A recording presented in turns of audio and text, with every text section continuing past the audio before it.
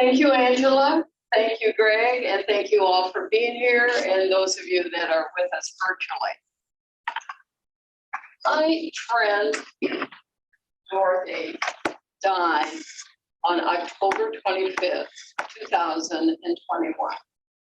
She was 99 years old, and I was privileged to go to her wonderful celebration, which was October 30th, 2021. The church was packed, and it was a large church. And one of the reasons of many, besides just being a lovely, wonderful person, she was the mother of 12 children. And all the children are still living. There are 9 boys and 3 girls. Her husband of 70 years was now deceased, and she had a wonderful relationship. 10 years ago, they decided that they needed to sell their large home where they raised this lovely family and move to a retirement facility. So they moved to one in Sioux City, Iowa, where they were born, raised, and died. And it was this 3-tier one that's very popular now, where you move in and you have independent living.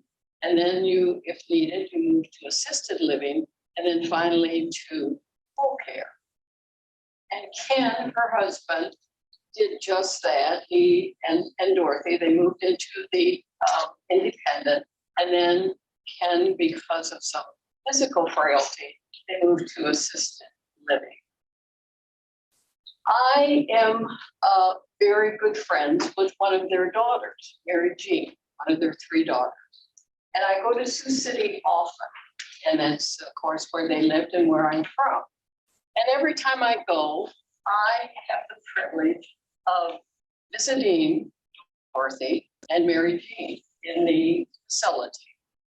And so the last time I was there, which was just right before COVID hit, and I called Mary Jean and said, "Peter, I would love to see you and your mother." And so we met at the retirement center. And we met, and Mary Jean said to me, "You know, my mother has failed considerably in the last year, especially mentally. And she is now in the full care and in the memory unit. And I don't think she will probably know you, Anita." And I said, "That's fine. It's just important for me to be with her. She's such a special lady." So as we walked in the room, Mary Jean went up to her mother and gave her a hug and said, "Our dear friend, Anita, is here to see you." And I went over to Dorothy and I leaned down, stooped, got eye level with her and said, "So good to see you, Dorothy." And this blank stare looked back at me and said, "Hello, friend." And she patted me on my hand. And we visited for another 15 minutes or 20. And Dorothy didn't talk much. She listened, she smiled. When she did talk, she oftentimes repeated herself. And she was sitting there in her wheelchair, just taking everything in. But I noticed on her bed was a piece of luggage, and she was putting clothes in it when we walked in. So after visiting, Mary Jean says to her mother, "Why are you packing your clothes?" And Dorothy said, "Mary Jean, we are just going to have to find a new hotel. This one is not working out."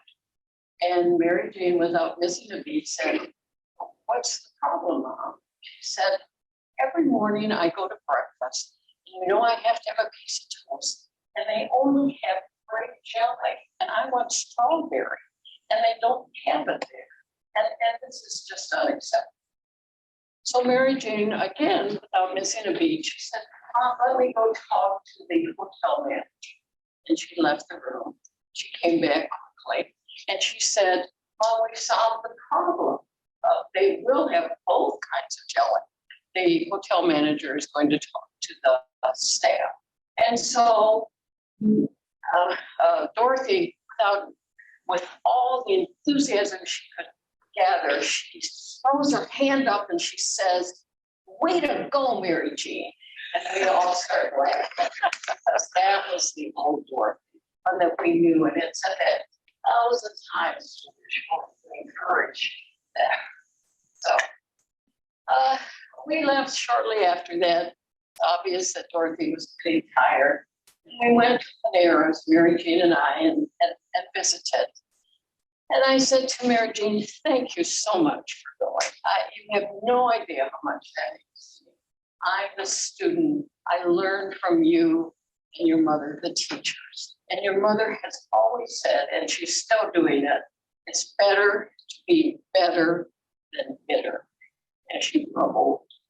And I said, and then I turned, I said to Mary Jean, I faced her, I said, Mary Jean, if you don't mind me asking, how are you doing?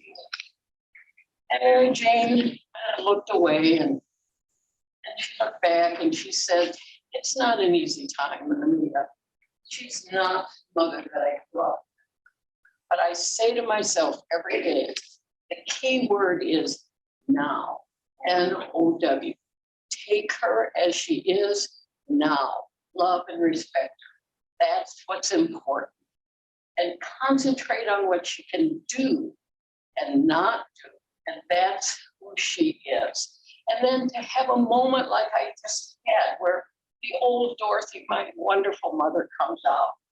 Treasure those moments. They're few and far between. We ended our conversation and we left.